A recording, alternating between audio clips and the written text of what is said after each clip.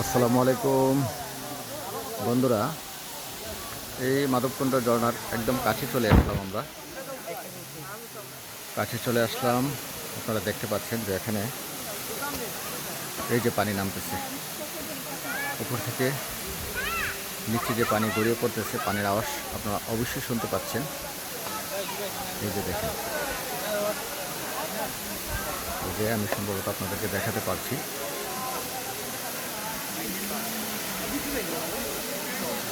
এখানে সুন্দর দৃশ্য, উঁচু পাহাড়।